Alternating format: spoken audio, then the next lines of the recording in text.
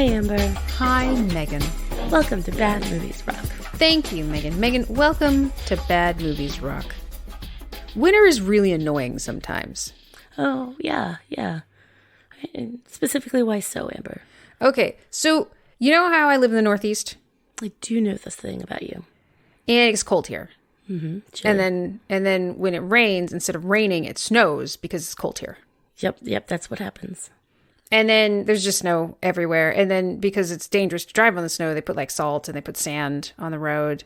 And meanwhile, I walk my dog. He needs to be walked. I need to be walked. Sure. So he's got to wear a jacket because it's pretty freaking cold. I'm not going to put a jacket on about 40 degrees, but if we're talking 15, I'm going to bundle him a little bit. Sure. But then it's hard to find a jacket that fits him properly. And then he's covered in sand and salt after I walk him because he's a shaggy little thing. Yeah. And then there's a new thing where he pees in the jacket because it's just a little bit too long. And if he pees on a downhill and doesn't squat enough, he pees in the jacket. So I have a freshly laundered Muppet because of this whole scenario. But sure. Gosh darn it, it's still winter. And I'm going to take him back out again. Well, not tomorrow, because tomorrow it will be below zero. So nobody's leaving the house. It's all going to start up again. Yeah. Winter is a whole thing. It's a whole thing, Amber. When you say below zero, you don't mean below freezing. You mean below 0 degrees Fahrenheit. Yeah, see, when I say below zero, I mean the American style of below zero, the nonsensical style of below zero. Yes. I mean below zero, if you're talking Celsius. 32 degrees below freezing. Quite a few degrees, and that's not even including the windshield. That's going to be even more below zero. Even more below zero, yeah. Chilly. What I'm trying to say is it's cold. Yes. And my dog is filthy. I mean, not currently. I cleaned him. Yes, yeah. But he will just be refilthied quite soon. Yeah, and he's very low to the ground, so he tends to just absorb all the ground. That's the issue, right? Yeah. He's very shaggy. I mean, he's not crazy shaggy, but he's hairy, and he's so low to the ground that it's the whole dog. You know, a normal sized dog, it's just the paws, maybe a little bit of the legs. With my little sweet boy, I'm basically just taking a feather duster and dragging it on the ground. Yep. He just gets all of that. He kicks it up on himself. You keep dragging him. Yeah, all of that. It's just a Swiffer. Yeah, you're just cleaning up the the dirt road. Winter used to be fun. That's because I used to snowboard. Yeah. And sled. Back in the day. And ski. Cross-country ski. Snowshoe. Yeah.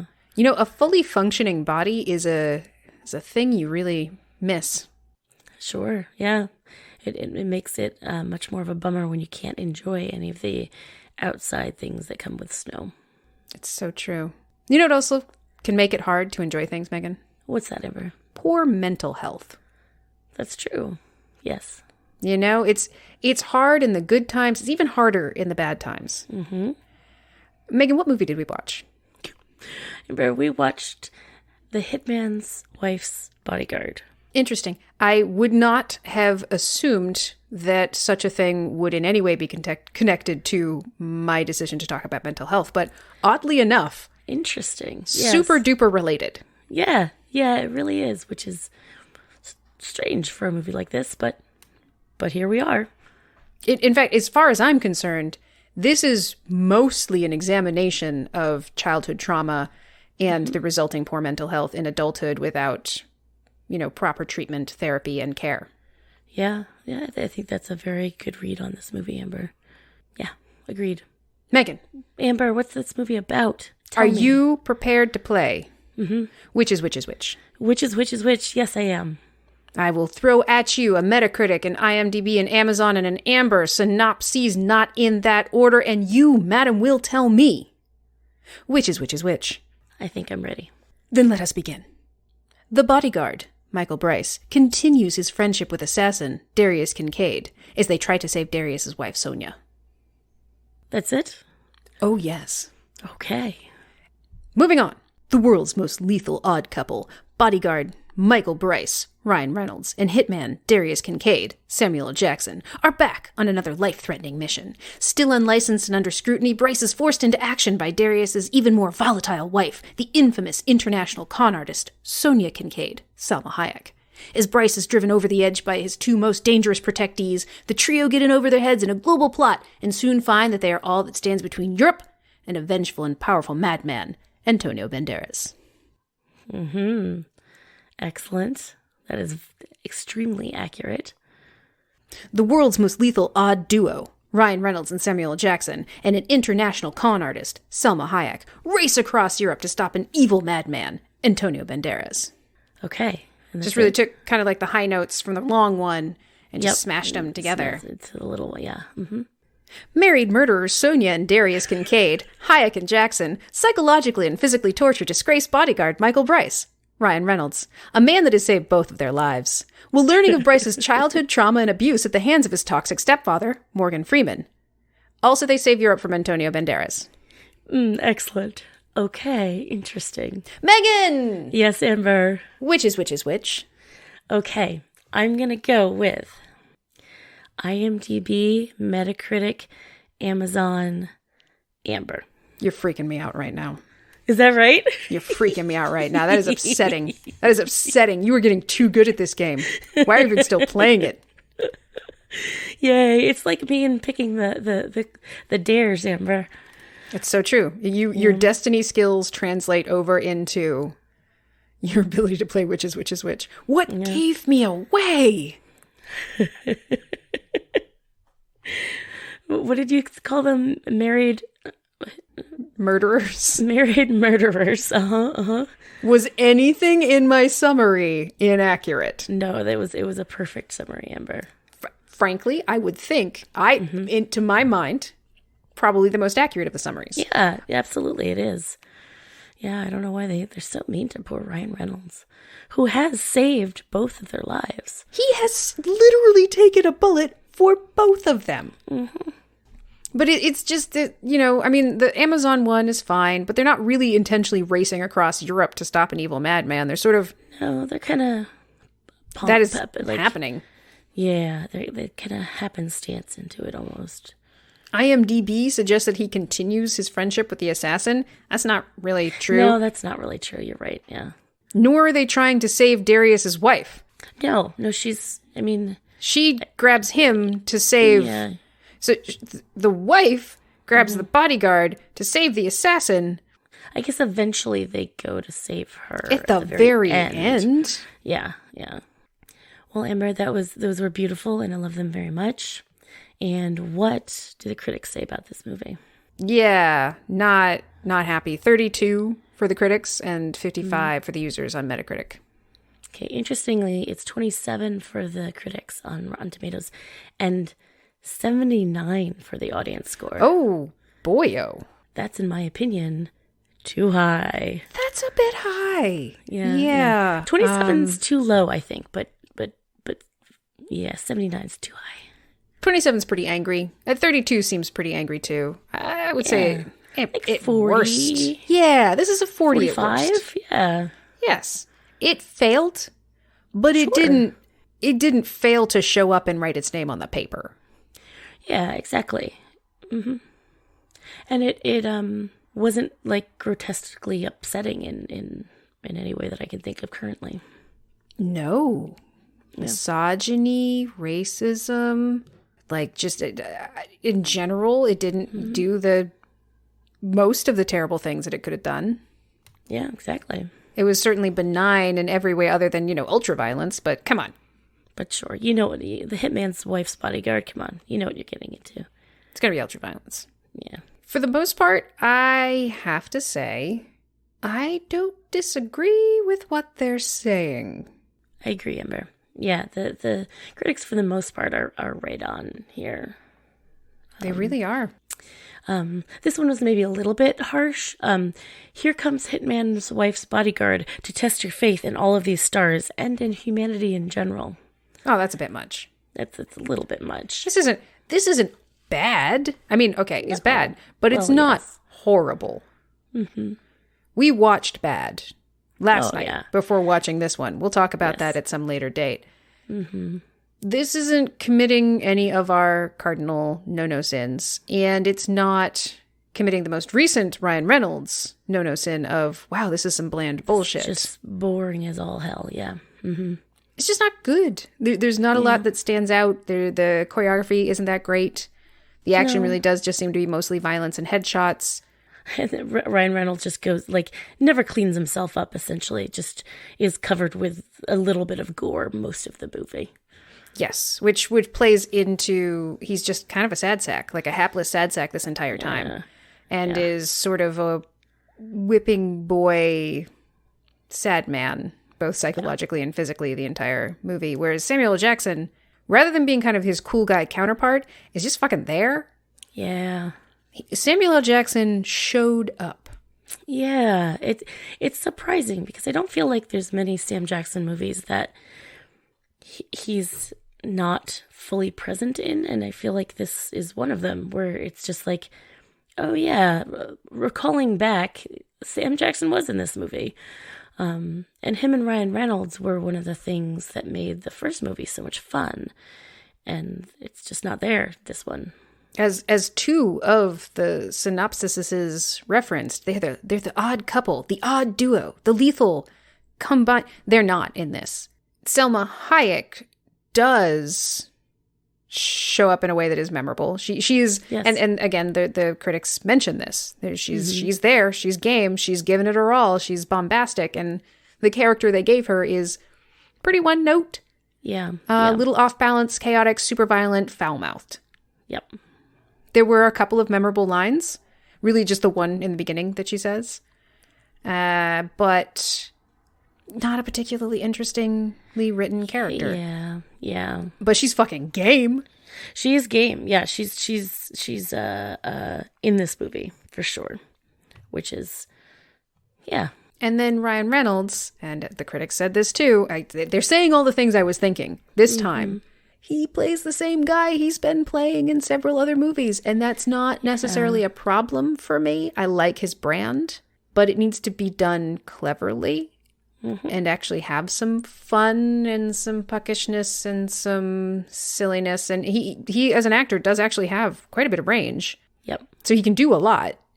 But in this, playing thirsty sad boy with Ryan Reynolds' quips that kind of don't land was not as bad as Red Notice. No. But not as good as Six Underground. Yeah, true. And certainly not as good as Hobbs and Shaw. Well, Hobbs and Shaw is... I know. Don't compare caviar to trash, Megan. Although as far as I'm concerned, caviar is trash. But you know what I mean. I do. And it's... Yeah. And partly you can get away with his role in... So the reason I'm bringing this up, it's the same exact role. He wants to be BFFs with The Rock in Hobbs and Shaw.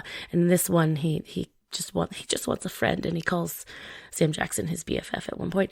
But like... Not until the very end, though. But before that, it's sort of a hate thing and then just a thirsty thing. True. But he sort of shifts his thirstiness from, I need to be a AAA rated bodyguard, to I need to be loved by my dad, to I need someone to want me. Anyone. Yeah. But there's a fine character arc, and it's a fine way to use Ryan Reynolds, but it just didn't land very well. No. And it's not as fun to see, right? Like in the first movie, he was very like precise, and like he was very good at his job, and boring is better because like it means you planned well and all that stuff. We see a tiny itty bitty of that in the very last part of this movie, but for the most of this movie, he's just feeling sorry for himself, and that's not terribly interesting to watch necessarily. Yeah, the arc, I think, is sort of supposed to be, I'm clinging to something and I desperately need someone to help me, and then the wrong person doesn't help him. She doesn't help him. No. We'll talk about the true villains in this film. Mm-hmm. And then, the chaotic element that helped further ruin his career in the first movie re-enters it with its even more chaotic spouse. Hilarity ensues, and then they help him find his confidence again, sort of. Kind of, yeah. But it's just not... I don't mind seeing, a punching bag, but It needs to be funny. It needs to be interesting, or there needs to be an arc that tells me an actual story narrative as opposed to, I'm just going to beat on this guy in this movie.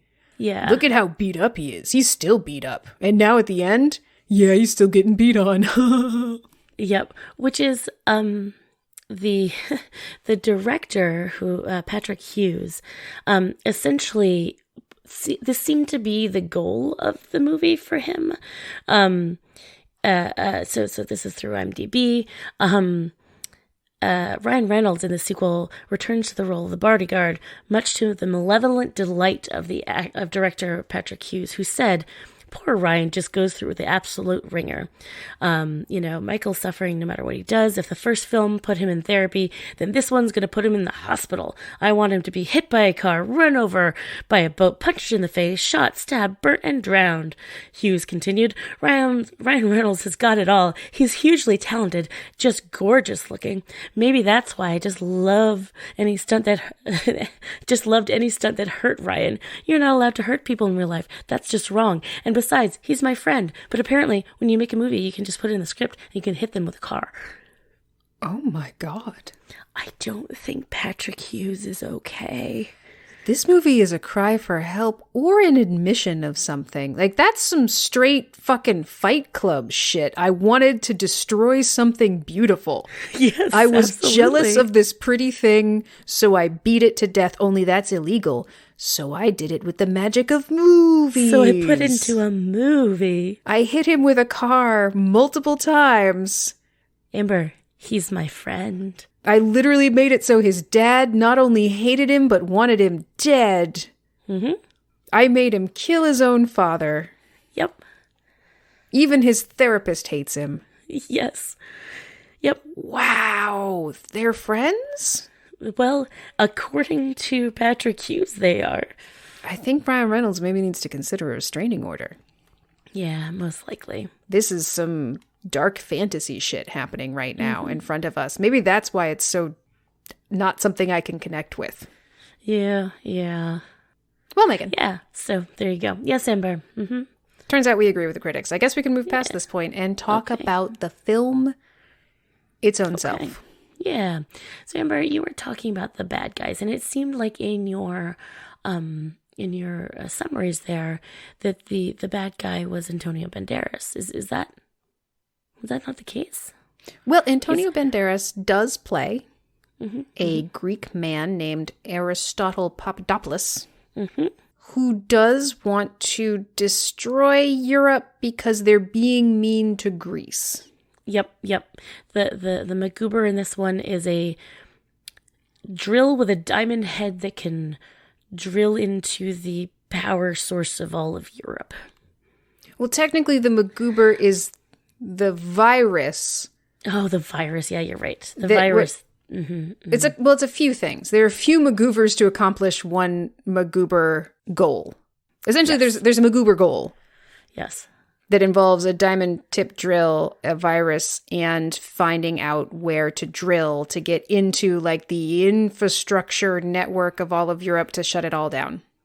Yep. Except somehow maybe not Greece? Somehow it wouldn't do Greece. You know how that's I guess a thing, I guess. I don't know, Amber. We have a whole bad guy speech being delivered to a man while he's being suffocated to death that involves Antonio Banderas saying, "You can't sanction Greece. You need to unsanction it. Oh, Democratic vote? Guess I have to kill you. And then I'm just going to bring Europe to its knees and return Greece to being the center of the Europe world." Mm-hmm. Which is like it's a decent bad guy speech. That he's doing when he's literally, talking to a pre-corpse of a person who is not going to remember this because he's going to be dead in about 10 seconds. But that is the most that Antonio Banderas does in this movie, essentially. It's got to be hard for him to even hear the speech because the bag is already over his head and he is already... He's already freaked out and blood must be rushing as he suffocates slowly. That speech is just for Antonio Banderas. Yeah, he's not well used. I love an Antonio Banderas. It's great that he's in this movie because it's just nice to see him, but there's none of the fun and frivolity of Expendables 3. There's none of the beautiful malice of his other bad guy roles. Yeah. Just sort of a dull, lifeless plot. And then it's Antonio Banderas. Oh, Yeah. oh, it's still the same dull, lifeless. Okay, whatever. Yeah. Yeah. So who is the true bad guy, the villain, the... Megan, there are two. Okay. Technically three. Okay. But one is more amorphous than the other two. The first would be the first person that we encounter with Ryan Reynolds, his therapist. His therapist is a monster. Yeah, his therapist is a monster person. His therapist is a true monster. I think they might be the most evil, most soulless creature in this film. Mm-hmm. And that is saying something. Yeah. We witness a lot of people murder people. We witness somebody who just enjoys stabbing people's eyes out. Both of them. Both of them. Yeah. I'm pretty sure they're done after that first stab, but they go for the second eye. Yeah, and they seem to be like cross stabs, so it's 2 stabs in each eye. So that's a lot of eye stabbing, Amber. But they pale in comparison to this therapist. Yes. Megan, this therapist is listening to a man who is clearly troubled. Oh, just upset and not okay, and Yes. like already wasn't in kind of a good mental state. And then after the first movie, Amber, he's just all confused, and he lost the one thing that holds him together, which is his AAA bodyguard license. Poor Michael, our Ryan Reynolds character, has just been recounting a recurring dream. It's a terrible dream. It's clearly very upsetting. It demonstrates both his insecurity with having lost his accreditation as a AAA bodyguard, his fears for losing it, his dreams of being honored for being the best AAA bodyguard, and how Samuel Jackson's character, Darius Kincaid, is just sort of the devil in the sandbox. You know, the thing... Yes. Where he feels like that's where he went wrong. Saving his life, meeting him, that's where things went wrong. Also, he's the one who murdered the guy he was protecting in the first place and lost his accreditation in the first place. Like, he is his evil goblin. Right. Yeah. And while recounting this fantasy that we get to see, we switch to the therapist's face, and it is... Well, it's just so unprofessional, so wildly unprofessional, because her face clearly says... Oh, you're fucking crazy and I'm judging you. Yes. To this person who's clearly in crisis. In crisis, and sharing with you, like making it very clear what some issues are, and really opening up about them. And it's a good time to really connect with your patient and really tell them how much you support them and give them some things to cope with. That's what she does, right, Amber? Like some coping strategies, some like, okay, we'll see. Like, I've been seeing you once a week. Maybe we should try twice a week for a little while. No. Oh. This monster says, you need to go on a vacation. Stop worrying about being a bodyguard. Also, you've graduated therapy and you never have to come back here. Not just don't come back and see me. You've graduated therapy. You're all done. What kind of a monster would ever say to any person that they'd graduated from therapy? Right. You don't You're need it done. anymore. Mm-hmm. Don't seek to better yourself. Don't seek to deal with issues you may have. You're done. Seek help no further. You are a complete person. Just go on a vacay. Never contact me again. It is one thing to realize you can't work with a patient, then you set compassionate boundaries and, you help them find somebody else. Mm-hmm. Lesser therapists would just say, we're not a good fit, go find someone else. Yep. A true monster, just a real psychopath would say, go on vacation, you've graduated therapy. Just leave voice memos to yourself and you'll be okay. This person sends him down the literal path to destruction. Yeah. Yes, she does. And then unsummarily kicks him out of her office. Yes, she does. But is she done there, Megan? She has one more parting gift for this patient of hers who is trusting her with his well-being, both psychological and presumably physical. How does Sonia Kincaid, our Selma Hayek, find him while he's on vacation? Oh, she goes to the therapist and beats the information out of her. She does. Mm-hmm. So much for frickin' patient privileged confidentiality. Yeah. It was kind of therapeutic for me to see that therapist get thrown over a desk, though. I don't disagree. She's a true monster and she deserved that beating. Mm-hmm. Yep. So that's the first villain. Sure. But Megan, she was not the first person to get their hooks into this poor man's brain. Oh, This Michael sad Bryce. sack of a Michael Bryce, yeah. It is remarkable that he ever accomplished anything in his Yeah. life, considering what happens when we meet his father. The movie happens. You know, Selma Hayek finds him by beating up his therapist. She needs his help to go save her husband, Darius, who's been taken by some random mobsters while she and Darius were on their honeymoon trying to make a baby. She believes that Darius said, "Get Michael Bryce to come help save me." So Bryce does come to help, but refuses to use a gun because his therapist told him no bodyguarding, no guns. And he's taken that to heart. It's sort of a what about Bob situation. He'll just do whatever she says. And what she said was go on vacation and go on sabbatical from violence. Right. So he's going to get himself some pepper spray and just not. And he's got his trusty penknife. Indeed. Swiss Army knife, I suppose. But yes. Sonia's just killing everybody all the time. Deeply foul-mouthed, very upsetting. It's amusing, Yeah. at least in the beginning.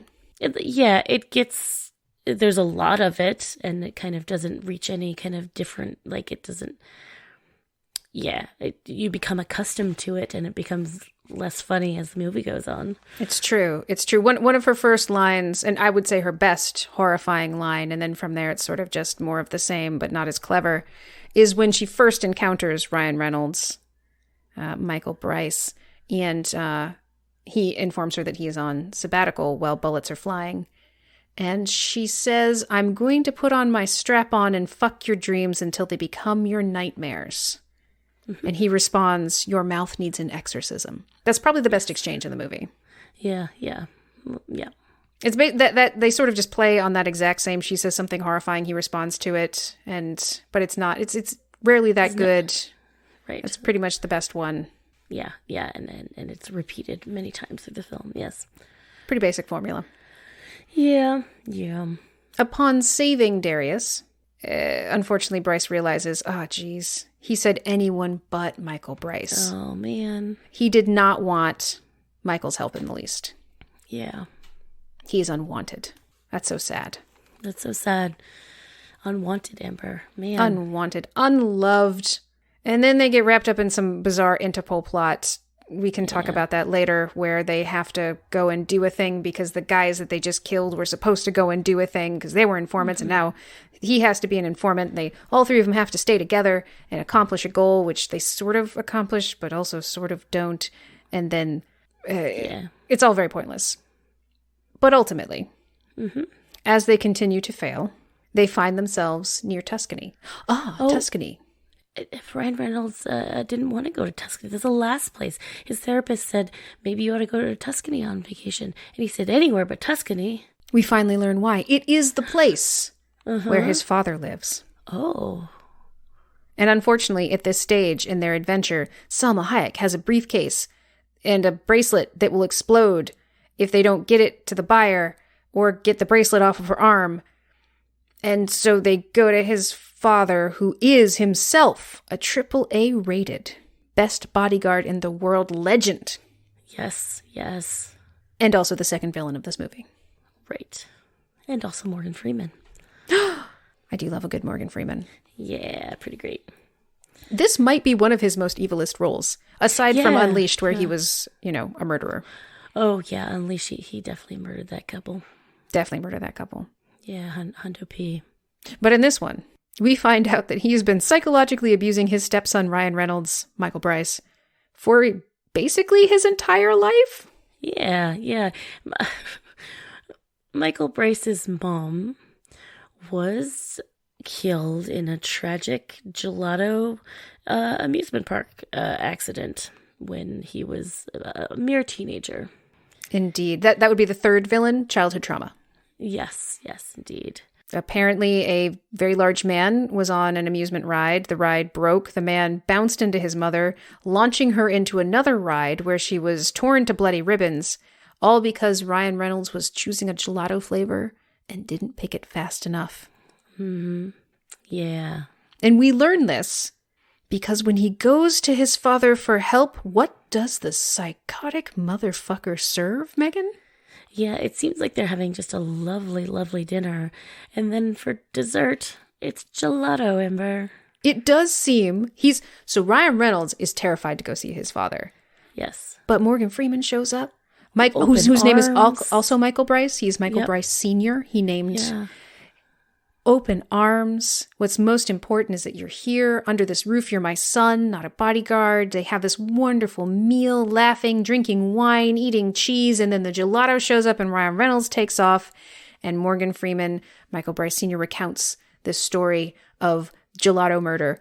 How would he not know that? Oh, he does. He does. He did it on purpose, Megan. Yeah. He's an insidious monster. Amber, how is he senior if he's the stepdad? I mean, Michael maybe Bryce already would have been named before. Maybe his birth father cheesed off before he was born. Yeah, that's true. Yeah, that could be. Yep. Either through death or abandonment. Yeah, you're right. Oh, so many tragedies in this child's life. Yeah. Am I wrong? Is his name not Michael Bryce Sr.? No, it is. Yeah, it's senior and junior. But then excellent. I don't know why I was thinking he must come around later, but that's not necessarily true.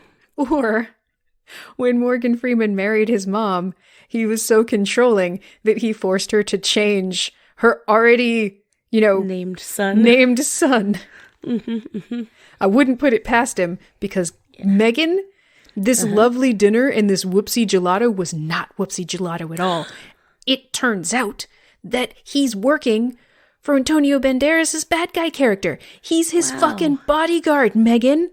Wow, how unnecessarily complicated this has all gotten, Amber. He serves his own stepson up, along with Darius and Sonia, to this madman. Yep, he sure does. And when Ryan Reynolds survives the altercation and confronts him, his stepfather tells him that he is the dumbest motherfucker he has ever met, refers to him as a panty waist, and then says, I would turn you in, but that would suggest I thought you were a threat. And then he shuts the door and ignores him. Holy shit. Pretty good bad guying. Wow, that is some evil. Holy wow. Yeah. Imagine his childhood, Megan. Couldn't have been good, Amber. His mom was murdered in a freak amusement park accident that he blames himself for because of indecisive gelato selection. Yeah. And so he was raised by that monster? Yeah, apparently. And then if you think of it, like all Michael Bryce wanted, all Junior wanted was to be like Senior. He wanted to be AAA award-winning bodyguard. He emulated himself after Senior. Like that's what he wanted to be. That's the most sincerest form of flattery, Amber. That's all he wanted. And if you think about it, the crux of the issue in the therapy was he wanted to still be a bodyguard. He needed his accreditation back. He needed to be this thing. It was how he defined himself. He didn't know what to do without it. And it had all been taken away from him by this terrible hitman person. But why did he need those things? Why did he define himself that way? Because of a controlling, abusive stepfather. Right. It was the only way he felt like he could get loved.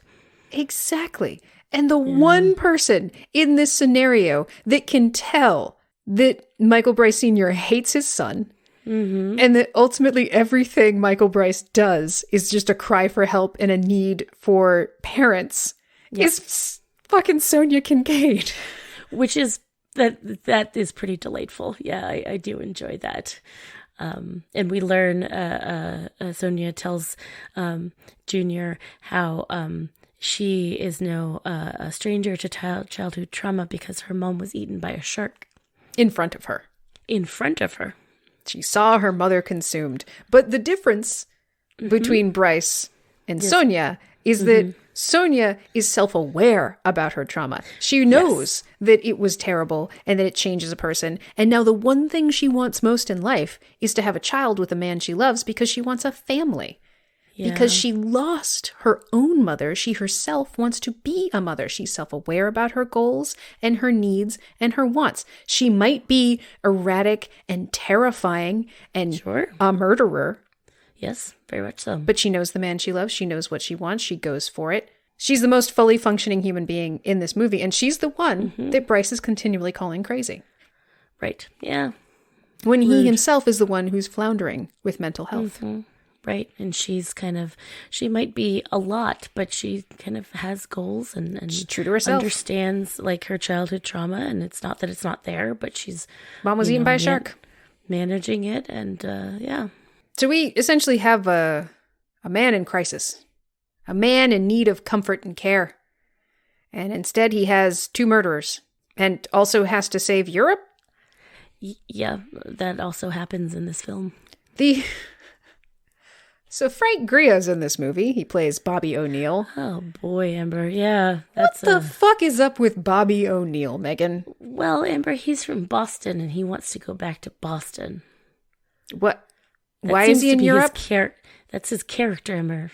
He's from Boston and wants to go back to Boston. Why did he ever leave Boston? Listen, Amber, let's not get into the specifics here. I mean, okay, we don't know, is what you're saying. But he's an Interpol agent from Boston. Yeah, for reasons. But he doesn't want to be there because everybody watches soccer and none of the bars have Sam Adams. Yep. I mean, is an actual line in this movie. Yeah. I mean, he's in this movie to like somehow frame the idea of Sonia and Darius and Junior going to help Europe, but he's in it so little, and it does seem like you said this, like it seems like there was a bigger role he must have been playing, and then that was all cut because like he didn't have to be in, like his character could have been cut from this movie and it would have been less confusing of a movie. So. I 100% don't disagree. And even just knowing his motivations of, I am going to solve this case no matter what, even if I have to do illegal things and use illegal informants, including this hitman and his wife and his bodyguard, so that I can get back to Boston.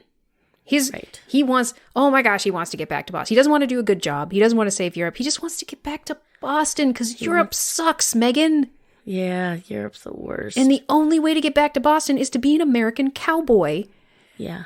And do it by any means necessary. It's the only thing that makes sense. Which seems to backfire most of the time. Yep. Until he fucks it up so badly by using these 3 people that the only option is using these 3 people. Again, yeah, that seems to be the only... God help us, Amber. Yeah, his sole purpose is to do that, and then at the end of the movie, sum up what the actual point is. Yes. If they don't stop that drill that will happen in the deep sea, then all of Europe's power grid will go down. They're our only hope, those 3 people heading to that yacht where the drill is being deployed. Yeah, it's said several times. They recap what's about to the stakes several times before we get to the actual stakes. So pretty fun. The final scene is a 3-way fight.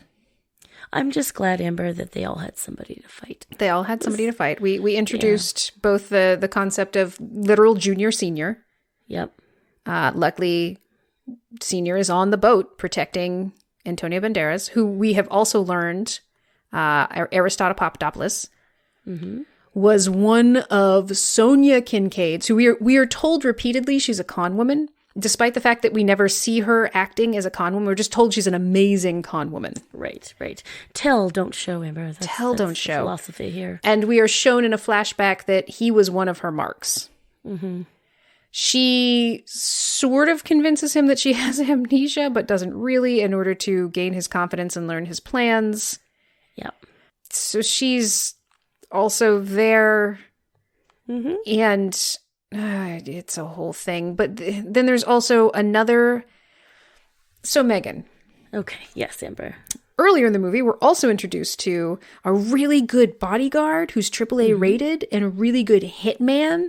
And so you have Bryce and Darius talking about these two people is like, oh yeah, they're really good. Yep. And guess what? What, Amber? Each of them gets to fight the really good one. Oh, that's nice. So Bryce gets to fight the really good bodyguard, and then Darius gets to fight the really good hitman. Assassin. Yeah, that's nice. And they kill them. Mm-hmm. And then Bryce also gets to fight his father, and he kills him too. After we're reminded that he's 90 years old. Right, yeah. And they both like take each other's bullets, and they like, oh man, it's a battle of the wits. It is. He winds up stabbing Morgan Freeman in the neck. And Swiss Army knives. Wits and Swiss Army knives, Amber. And then there's also a random other woman bodyguard that we know nothing about that Sonya gets to fight. But you gotta fight girl against girl, Amber. You gotta. Ladies fighting ladies. It's the only way to do it. Yeah.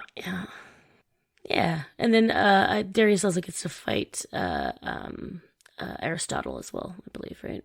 True, but then Sonya, I think, kills him. Yes, and then Sonya comes in, and yeah. Also, they save Europe. They I mean, kind of semi-irrelevant to the whole plot, but yeah, they do that. Yeah, and then they also have to all be on a tiny boat for 2 months because Frank Griot's Bobby O'Neill put out a red notice on them, and they can't clear it up fast, and so they can't be on land. So they have to hang out with each other and get it, Amber. They're still trying to figure out their dynamic, and they have to hang out with each other on a tiny boat for 2 months. Which is a perpetuation of the joke that had been happening earlier in the movie, where Samuel Jackson and Salma Hayek have very noisy, aggressive sex, and Ryan Reynolds cannot escape it. Yep. That's the big joke. Yes, Amber. Yes. Earlier in the movie, they were having sex because they were trying to make a baby. Yeah.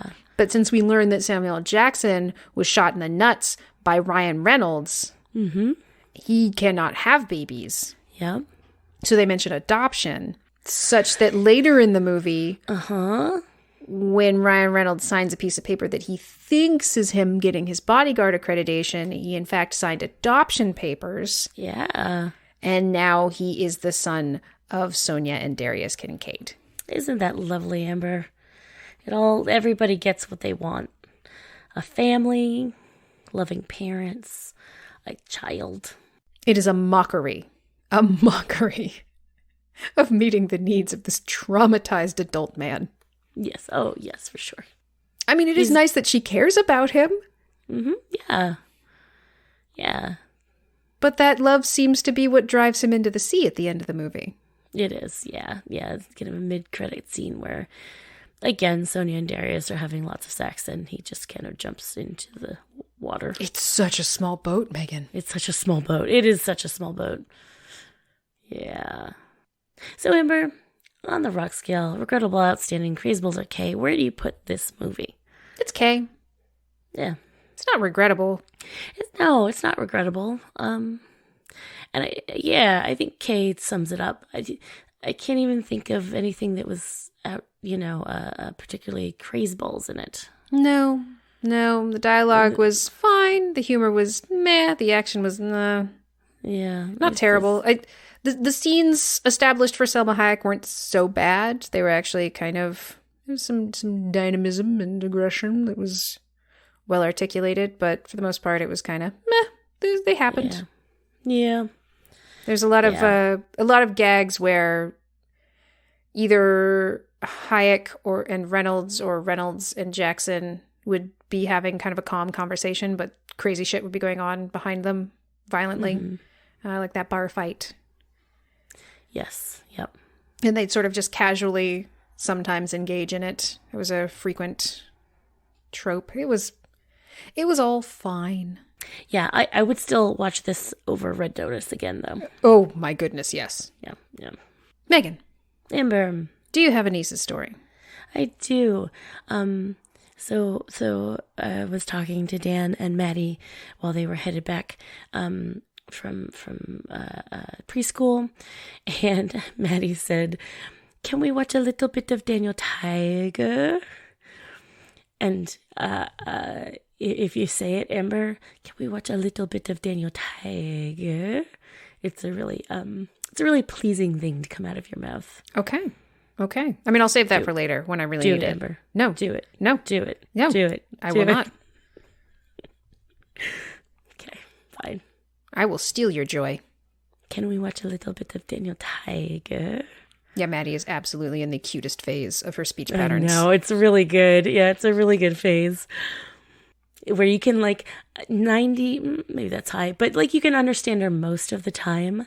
But it's said in a just adorable, tiny little squeaky voice. And yeah. Anyway, yes.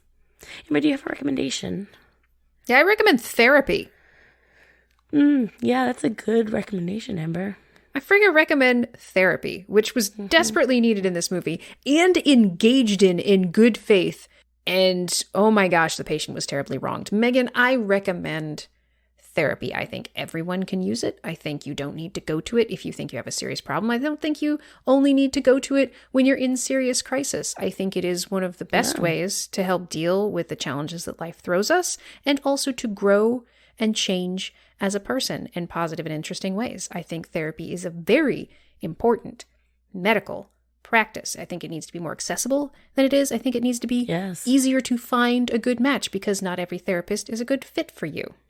Yeah, it's ridiculously upsetting how hard. Well, I mean, all healthcare, but to find a therapist in your area, it involves 14,000 phone calls to find out if they're taking patients, if they take your insurance, if you're lucky enough to have insurance, and then all of it. It's just, and does this therapist match with what you need? Maybe not, but there's no directory of therapists that's any good or useful.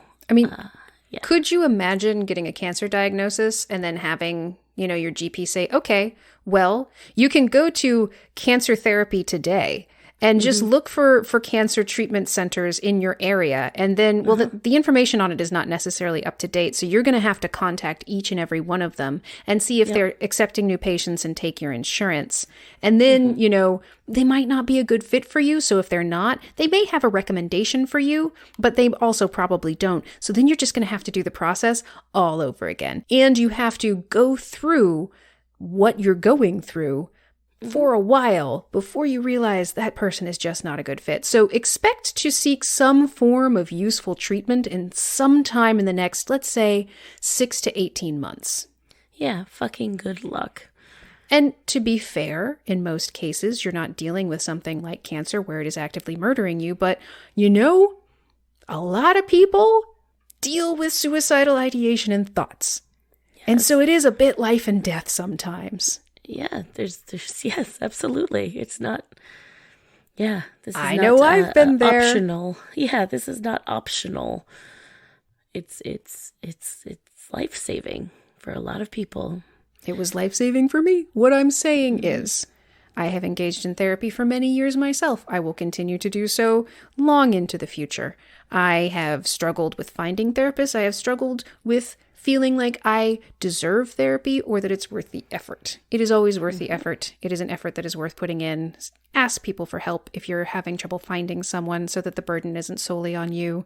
Psychology Today really is pretty much one of the only resources to try and find someone. Word of mouth is also helpful, but if you're thinking about therapy, you should go to therapy. And it's a big freaking hurdle to find somebody sometimes, but it is worth the effort. Don't wind up like Ryan Reynolds. Yeah, adopted by psychopaths, stepfathered by a psychopath you have to kill, and taken advantage of by the one true psychopath in this film, an evil therapist. Yeah. I recommend therapy. Good. Excellent. Great recommendation, Amber. Megan, do you have a recommendation? Well, now my recommendation seems kind of silly. Welcome to my world, motherfucker. Spider-Man. I'm sorry, did you say Spider-Man? Spider-Man. Wow.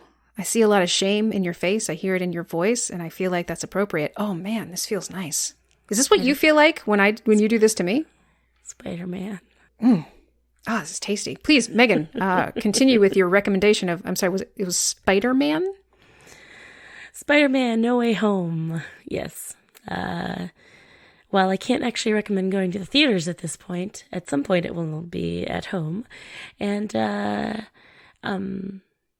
I don't want to, say too much about it, but it's, the third in the Tom Holland Spider-Man series. It's got Zendaya, who's a fucking delight. This one has Doctor Strange in it. Yeah, it's a good wrapping up of this trilogy of Spider-Man movies. Spider-Man. Excellent. So Megan recommends a comic book movie, and I recommend taking the first step in a journey towards mental health. Thank you, Amber. I wanted to wrap it up Frank Grill style. I know you Hitman's Wife's Bodyguard style. Mm-hmm. Appreciate that. Excellent. I think we did good work here today. Megan, This has been a delight. You're a delight. This movie was not a delight, but it happened, and I'm okay with it. Please, have a good weekend this year.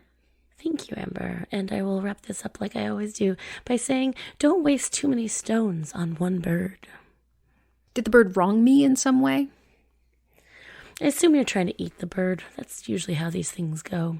I mean, let's not assume that. I'm a vegetarian. I would probably only be throwing stones at a bird if it had wronged me in some way. Did this bird wrong me? I mean, probably. Probably stole your sandwich or your donut. My fucking donut? That's probably like the one donut I'm going to eat this year. It stole my holy... There are not enough stones in this world for there to be too many stones. There's no concept of waste in trying to take that bird down. That bird is a pre-corpse. It is a that pre-corpse. Bird is going to get my bad guy speech while I throw every frickin' stone I can find at it, Megan. Yeah, and it's not going to be too much. That's your donut. It was my only donut. There will be no other donuts. Do you understand what I eat most of the time? If I got myself a donut, I'm not getting another donut. That bird has wronged me. That bird must pay. Yeah. There aren't enough stones. Excellent. Good day to you. Bye, Ambers. I said good